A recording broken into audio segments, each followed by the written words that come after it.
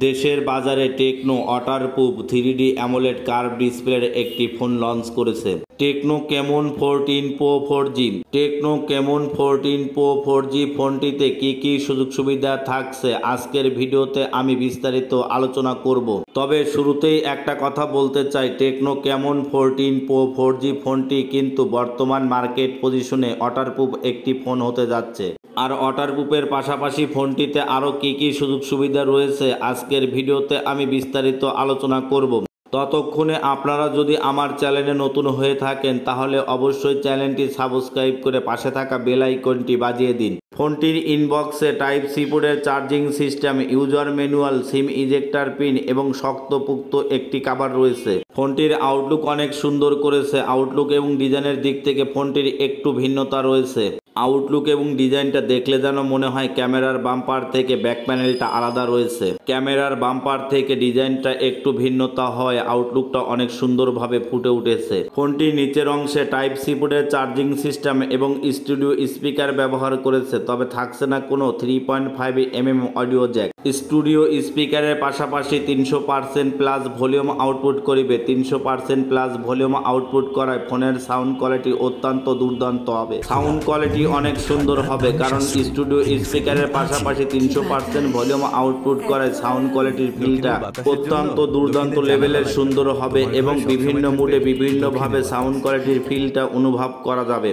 ফোনটির screen two body ratio 89.0% এবং aspect ratio 19.0%। ফোনটিতে 7.3mm থিকনেস ব্যবহার করেছে এবং ওয়েট হিসেবে 178 গ্রাম ওয়েট করেছে। থিকনেস এবং ওয়েটের দিক থেকে ফোনটি হালকা পাতলা এবং স্লিম করেছে। থিকনেস এবং ওয়েটটা তুলনামূলকভাবে কম হয় ফোন ব্যবহার করার ক্ষেত্রে হ্যান্ডফিলটা অনেক বেটার পাওয়া যাবে। ফোনটিতে 6.78 ইঞ্চির full HD plus AMOLED 120 হার্জের 3D curve display ব্যবহার করেছে। 3D কার্ভ ডিসপ্লের পাশাপাশি ডিসপ্লেতে কর্নিং গরিলা গ্লাস 7i ব্যবহার করেছে। ডিসপ্লেতে কর্নিং গরিলা গ্লাস 7i ব্যবহার করায় ডিসপ্লেটা অনেক শক্তপোক্ত এবং শক্তিশালী হবে, কারণ অনেকেই মনে করে যে কার্ভ ডিসপ্লের ফোনগুলো হাত থেকে পড়ে গেলে ভেঙে চৌচির হয়ে যাবে। সেই দিক থেকে বিবেচনা করে কর্নিং গরিলা গ্লাস 7i ব্যবহার করেছে। আর কর্নিং গরিলা গ্লাস 7i ব্যবহার করায় ডিসপ্লেটা অনেক শক্তপোক্ত শক্তিশালী হবে এবং ডিসপ্লেটা 3D অ্যামোলেড কার্ভ ডিসপ্লে করায় চতুর্পাশের চিন বেজেলটা তুলনামূলকভাবে অনেক কম রয়েছে। পাশাপাশি ডিসপ্লেতে 2100 নিটস পিক ব্রাইটনেস ব্যবহার করেছে। 2100 নিটস পিক ব্রাইটনেস ব্যবহার করায় লো লাইটের পাশাপাশি ডিরেক্ট সানলাইটও ডিসপ্লের আলো কমানো বাড়ানোর প্রয়োজন হবে না, ক্লিয়ার দেখা যাবে। ফোনটির ডিসপ্লের দিক থেকে কোনো ঘাটতি নাই। ফোনটির ডিসপ্লে অনেক ভালো, কালারফুল, শক্তপোক্ত এবং শক্তিশালী। ফোনটির ক্যামেরার কথা যদি চিন্তা করেন, ফোনটিতে 50 মেগাপিক্সেলের ডুয়েল ক্যামেরা সেটআপ ব্যবহার করেছে, যার মেইন ক্যামেরা হিসেবে 50 মেগাপিক্সেল ক্যামেরা ব্যবহার করেছে এবং আল্ট্রা ওয়াইড অ্যাঙ্গেল হিসেবে 8 মেগাপিক্সেল ক্যামেরা ব্যবহার করেছে। মেইন ক্যামেরাতে সনি LYT700C লেন্স ব্যবহার করেছে এবং মেইন ক্যামেরা 50 মেগাপিক্সেলের অ্যাপাচার ভ্যালু হিসেবে 1.9 ব্যবহার করেছে। 1.9 অ্যাপাচার ভ্যালুর পাশাপাশি ওআইএস এর সুযোগ সুবিধাটা রয়েছে। ওআইএস এর সুযোগ সুবিধা থাকায় যারা ব্লগ ভিডিও তৈরি করিবে তাদের জন্য অনেক ভালো একটা সাপোর্ট দিবে এই ফোনের ক্যামেরাটি, কারণ যারা ব্লগ ভিডিও তৈরি করে দেখা যায় বিভিন্ন রাইটে চড়ে ভিডিও শ্যুট করে, তখন হাত নড়িলে ভিডিওর কোয়ালিটি খারাপ হয়, কিন্তু ওআইএস এর সুযোগ সুবিধা থাকায় রাইটে চড়ে ভিডিও করলেও ভিডিওর কোয়ালিটি কখনো খারাপ হবে না, ভিডিওর কোয়ালিটি অনেক সুন্দর হবে।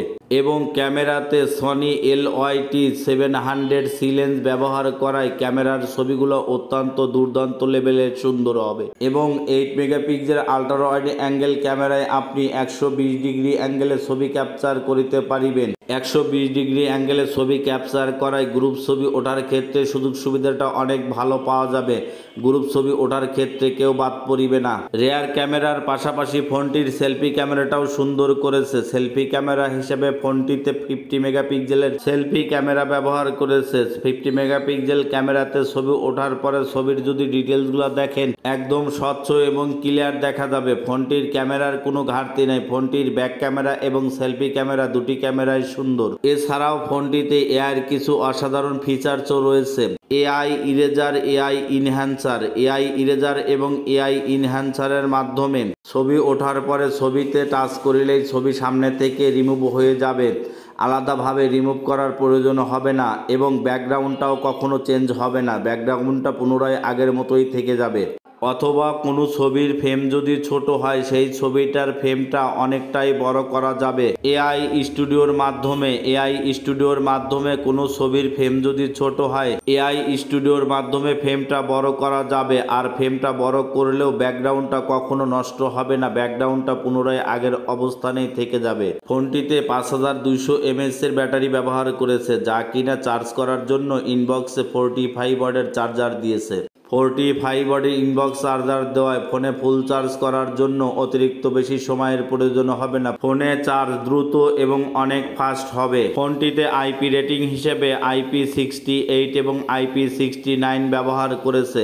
IP68 এবং IP69 ব্যবহার করায় ফোনটিতে ডাস্ট অ্যান্ড ওয়াটার প্রুফ রয়েছে। ফোনটি যদি 2 মিলিমিটার পানির নিচে 30 মিনিট রাখা যায় ফোনে কোনো প্রবলেম হবে না, ফোন সচল থাকিবে। অথবা আপনি যদি পানির নিচে ফটোশুট করিতে চান সেক্ষেত্রেও ফোনটি দ্বারা আপনি পানির নিচেও ফটোশুট করিতে পারিবেন। ফোনটি আপডেট করায় অ্যান্ড্রয়েড ভার্সন 15 করেছে এবং অপারেটিং সিস্টেম হিসেবে HiOS 15 করেছে।